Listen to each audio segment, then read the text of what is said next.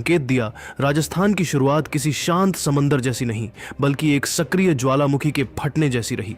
गुवाहाटी के Barsapara cricket stadium की ताज़ी हवा में उस शाम एक अलग ही उत्साह था जब राजस्थान रॉयल्स की पारी का आगाज करने के लिए युवा तुर्क यशस्वी जायसवाल और महज 14 वर्ष की उम्र में अपनी प्रतिभा का लोहा मनवाने वाले उभरते सितारे वैभव सूर्यवंशी ने मैदान पर कदम रखा।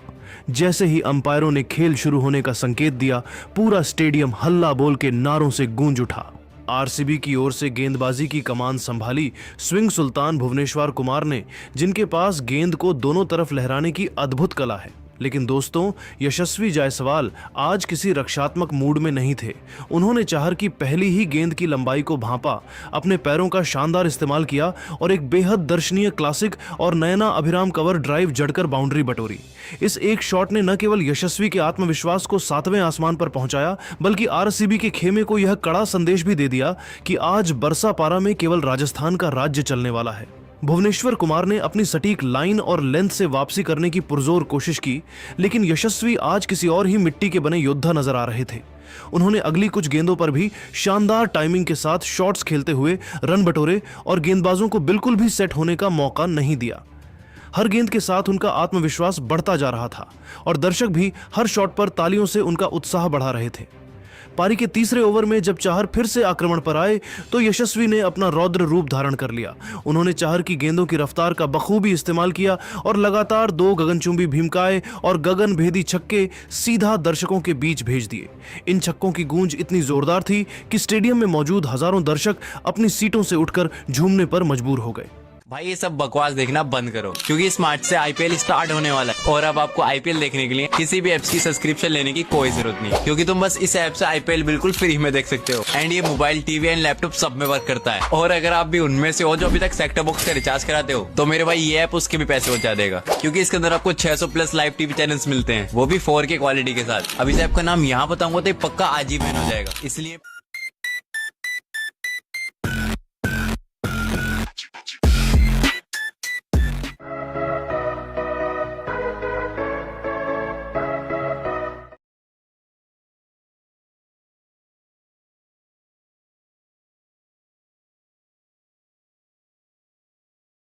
मजबूर हो गए। यह सिर्फ रन नहीं थे बल्कि आरसीबी के गेंदबाजों के आत्मविश्वास पर सीधा प्रहार था। दूसरे छोर पर खड़े वैभव सूर्यवंशी ने अपनी उम्र को महज एक आंकड़ा साबित कर दिया। जब न्यूजीलैंड के तेज गेंदबाज जैकब डफी अपनी 145 किलोमीटर प्रति घंटा की रफ्तार से गेंदबाजी कर रहे थे, तब इस 14 वर्षीय बल्लेबाज ने बिना किसी डर के उनका सामना किया। डफी की एक सटीक यॉर्कर लेंथ की गेंद पर वैभव ने बेहद खूबसूरत और तकनीकी रूप से शानदार स्ट्रेट ड्राइव खेला, जो सीधे बाउंड्री के पार गया। यह शॉट न केवल उनके आत्मविश्वास को दर्शाता था, बल्कि यह भी साबित करता था कि वह बड़े मंच के लिए पूरी तरह तैयार हैं। यशस्वी और वैभव के बीच तालमेल भी कमाल का था। जहां यशस्वी बड़े शॉट्स खेलकर दबाव बना रहे थे, वहीं वैभव समझदारी से स्ट्राइक रोटेट कर रहे थे। दोनों बल्लेबाजों ने मिलकर आरसीबी के गेंदबाजों की रणनीति को पूरी तरह नाकाम कर दिया। कप्तान रजत पाटीदार बार बार फील्ड में बदलाव कर रहे थे, लेकिन कोई भी रणनीति काम नहीं आ रही थी। पावर प्ले के दौरान राजस्थान ने जिस तरह से रन बनाए, वह किसी भी टीम के लिए डराने वाला था। हर ओवर में बाउंड्री और छक्कों की बरसात हो रही थी। गेंदबाजों के पास कोई जवाब नहीं था और फील्डर्स भी सिर्फ गेंद को बाउंड्री के पार जाते हुए देख रहे थे। छठे ओवर तक आते आते यह साफ हो गया था कि राजस्थान आज कुछ बड़ा करने के इरादे से मैदान में उतरा है। यशस्वी ने अपनी आक्रामकता को बरकरार रखते हुए हर गेंदबाज पर दबाव बनाए रखा, जबकि वैभव ने भी मौके मिलने पर शानदार शॉट्स खेले। इन दोनों बल्लेबाजों राजस्थान रॉयल्स का स्कोर बिना किसी नुकसान के 71 रनों के विशाल आंकड़े तक पहुंच चुका था। आरसीबी के कप्तान रजत पाटीदार के माथे पर चिंता की लकीरें साफ देखी जा सकती थीं। लेकिन दोस्तों, मैच में असली हाई वोल्टेज ड्रामा और टर्निंग पॉइंट तब शुरू हुआ जब अनुभवी भारतीय स्पिनर कृणाल पांड्या को गेंदबाजी के मोर्चे पर लगाया गया। कृणाल ने अपनी अनुभव का इस्तेमाल करते हुए गेंद की गति में शानदार बदलाव किया और अपनी एक घूमती हुई फिरकी के जाल में वैभव सूर्यवंशी को पूरी तरह फंसा लिया।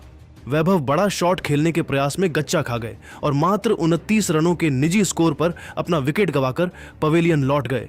वैभव के आउट होते ही आरसीबी के प्रशंसकों में जान लौट आई। सूर्यवंशी के जाने के तुरंत बाद क्रीज पर आए भरोसेमंद विकेटकीपर बल्लेबाज ध्रुव जुरैल। जुरेल ने आते ही दबाव को अपने ऊपर हावी नहीं होने दिया और यशस्वी जायसवाल के साथ मिलकर पारी की बनावट शुरू की। यशस्वी ने अपनी लय को बरकरार रखा और आरसीबी के हर गेंदबाज की बखिया उधेड़ना जारी रखा। उन्होंने मैदान के हर कोने में प्रहार किया और मात्र 24 गेंदों पर अपना तूफानी विस्फोटक और दर्शनीय अर्धशतक पूरा कर लिया। यशस्वी की इस पारी में जहां 5 कड़क चौके शामिल थे, वहीं 4 ऐसे लंबे और भीमकाय छक्के भी थे जिन्होंने गेंद को स्टेडियम की छत के करीब पहुंचा दिया था। 10 ओवरों के खेल तक राजस्थान की टीम एक ऐसे ऐतिहासिक स्कोर की ओर मजबूती से कदम बढ़ा चुकी थी जहां से आरसीबी के लिए वापसी करना लगभग नामुमकिन नजर आ रहा था। बरसापारा स्टेडियम की पिच पर जैसे जैसे खेल आगे बढ़ा, आरसीबी के गेंदबाजों ने अपनी रणनीति में बदलाव करते हुए वापसी की पुरजोर कोशिश शुरू कर दी। बीच के ओवरों में रनों की गति पर अंकुश लगाने के लिए कप्तान रजत पाटीदार ने गेंद रोमारियो शेफर्ड को थमाई। शेफर्ड ने अपनी सबसे घातक और प्रसिद्ध नकल बॉल का इस्तेमाल किया। क्रीज पर पैर जमा चुके खतरनाक यशस्वी जायसवाल 71 रन इस धीमी गेंद की गति को भांपने में पूरी तरह चूक गए। उन्होंने बड़ा शॉट खेलने के प्रयास में गेंद को हवा में उछाला और डीप मिड विकेट पर खड़े टिम डेविड ने कोई गलती नहीं की। यशस्वी के आउट होते ही राजस्थान को दूसरा और सबसे बड़ा झटका लगा, जिससे स्टेडियम में एक पल के लिए सन्नाटा पसर गया। लेकिन दोस्तों, यह सन्नाटा बहुत कम समय के लिए था, क्योंकि अब मैदान पर कदम रखा था गुवाहाटी के अपने लोकल बॉय और कप्तान रियान पराग ने। जैसे ही रियान ने बाउंड्री लाइन पार की, पूरा बरसापारा स्टेडियम अपने चहेते खिलाड़ी के नाम से गूंज उठा। रियान ने क्रीज पर आते ही बिना किसी हिचकिचाहट के अपने शॉट्स से मैदान के हर कोने को महकाना